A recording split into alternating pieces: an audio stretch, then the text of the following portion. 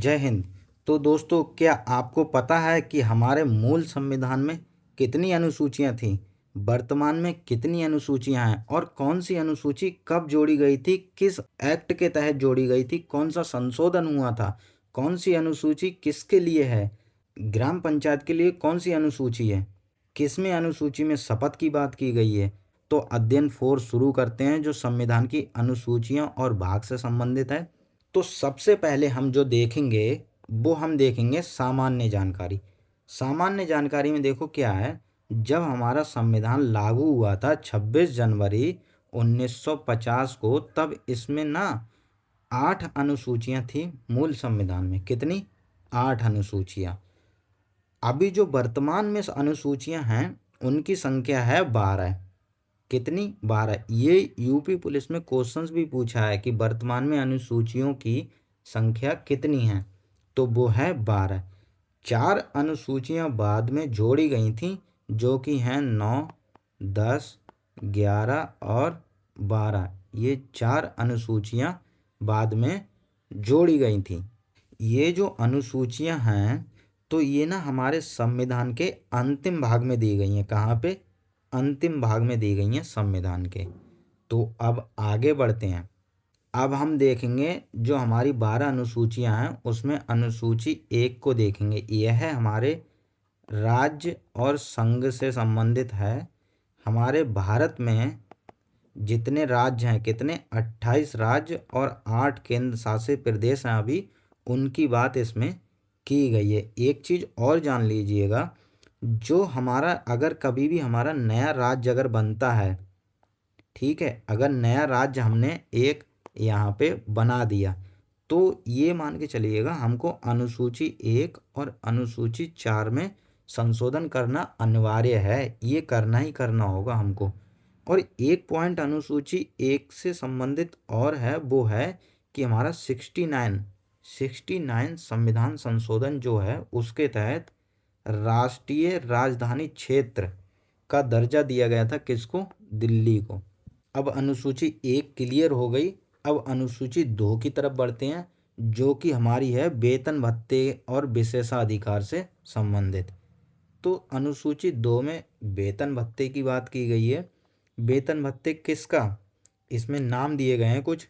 पहला जो पद है वो राष्ट्रपति है, फिर राज्यपाल, लोकसभा अध्यक्ष, राज्यसभा के सभापति, सर्वोच्च न्यायालय के न्यायाधीश और कैग। इन सब के वेतन भत्ते की बात की गई है इसमें।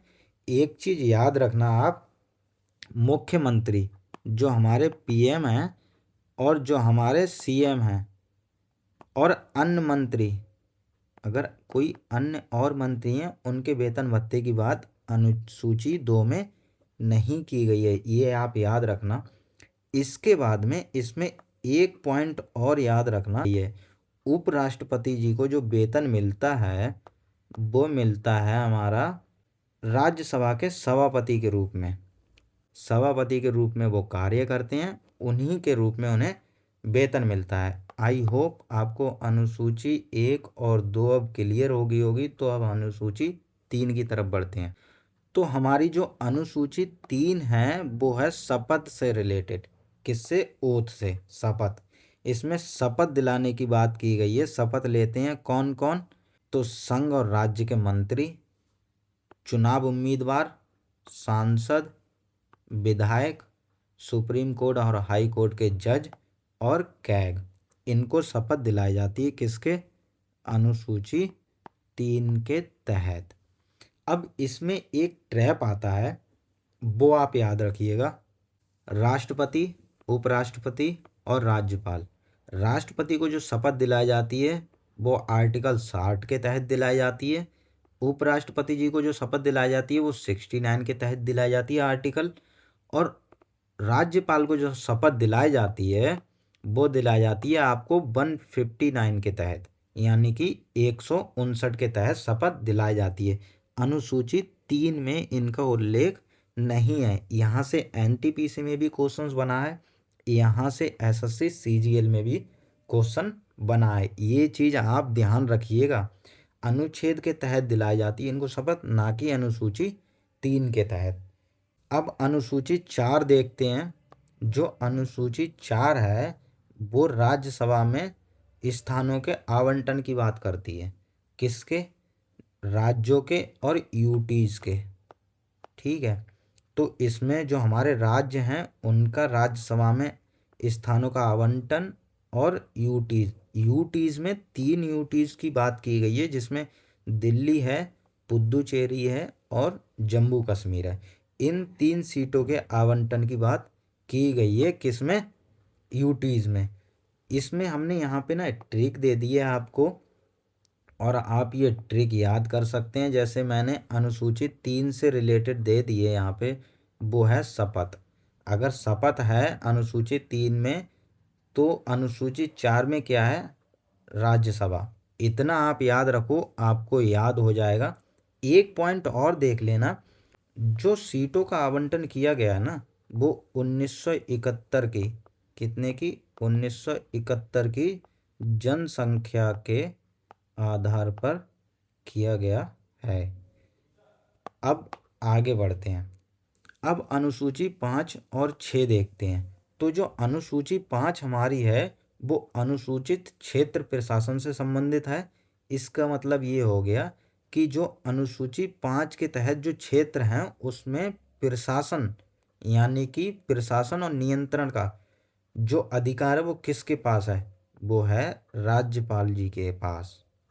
अनुसूची 5 में जो प्रशासन और नियंत्रण जो करेंगे उसका वो अधिकार है राज्यपाल जी के पास।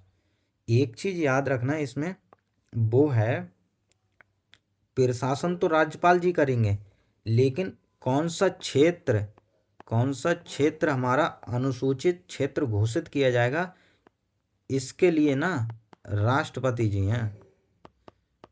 क्षेत्र की जो घोषणा करेंगे वो राष्ट्रपति जी करेंगे, और जो प्रशासन और नियंत्रण करेंगे वो करेंगे राज्यपाल जी।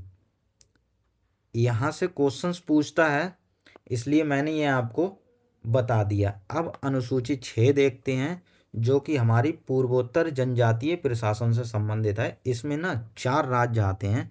आप ऐसे करके इनका नाम याद रखिएगा, AM, TM, असम, मेघालय, त्रिपुरा और मिजोरम। ये 4 राज्य इसमें आते हैं पूर्वोत्तर वाले में। यहाँ से क्वेश्चंस पूछता है, यूपी पुलिस में पूछा है क्वेश्चन। तो इसके लिए ना आप एक ट्रिक याद रखिएगा, खाली आप ये AM और TM वाली आप बोलिएगा मेरे साथ, असम, मेघालय, त्रिपुरा और मिजोरम। फिर बोलिएगा असम, मेघालय, त्रिपुरा और मिजोरम। आई होप आपको याद हो जाएगा। ये आप 2-3 बार बोलोगे तो ये याद हो जाएगा। इसमें एक परीक्षा ट्रैप है अनुसूची 6 में। वो परीक्षा ट्रैप क्या है? ये 4 तो राज्य हैं ही, असम, मेघालय, त्रिपुरा, मिजोरम। इसमें क्या करता है, कभी मणिपुर डाल देगा, कभी मणिपुर डाल दिया, कभी नागालैंड डाल देगा। ठीक है, तो ये जब डाल देगा तो क्या होगा, आप कंफ्यूज हो जाओगे। तो इसलिए आप असम, मेघालय, त्रिपुरा, मिजोरम ये रटते रहिएगा। ये क्वेश्चंस देखो SSC GD में पूछा भी है। तो मणिपुर जो मणिपुर है हमारा, वो इसमें शामिल नहीं है, ना नागालैंड शामिल है इसमें। ठीक है, ये दोनों शामिल नहीं है। 4 राज्य शामिल हैं, वो मैंने आपको यहाँ पे बता दिए। अब हम अनुसूची 7 की तरफ बढ़ते हैं। तो जो हमारी अनुसूची 7 है वो है हमारी शक्तियों के विभाजन से संबंधित। शक्तियों का विभाजन कैसा? देखो, केंद्र और राज्य के बीच में शक्तियों का विभाजन किया गया था। तो ये जो शक्तियों का विभाजन किया गया था वो हमारी 3 सूची बना के किया गया था। कैसे? पहली केंद्र की, दूसरी राज्य की, और तीसरी जो थी वो समवर्ती सूची। अब क्या किया गया इसमें, केंद्र में कुछ विषय डाले गए, राज्य में कुछ विषय, और जिन पे दोनों का समान कार्य करना होता है वो समवर्ती सूची में डाले गए, जिसको राज्य और केंद्र दोनों देखेंगे। तो जो ये बंटवारा जो किया गया है वो अनुच्छेद 246 के तहत हुआ है, जिसमें 3 अनुसूचियों की बात की गई है। कौन सी? अनुसूची 7 में है आर्टिकल 246 के तहत। हुआ क्या है, जो संघ है उसमें मूल जो थे वो 97 विषय थे। मूल कितने थे? 97।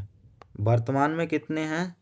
वर्तमान में हैं 100 विषय, यानी कि इसमें 3 विषय प्लस किए गए हैं।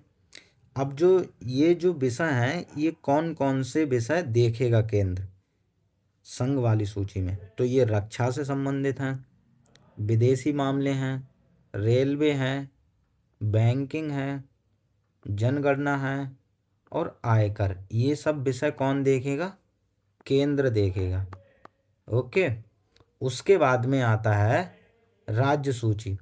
राज्य सूची में मूल जो विषय थे उनकी संख्या थी 66। वर्तमान में है 61, यानी कि 61। वर्तमान में कितनी है? 61।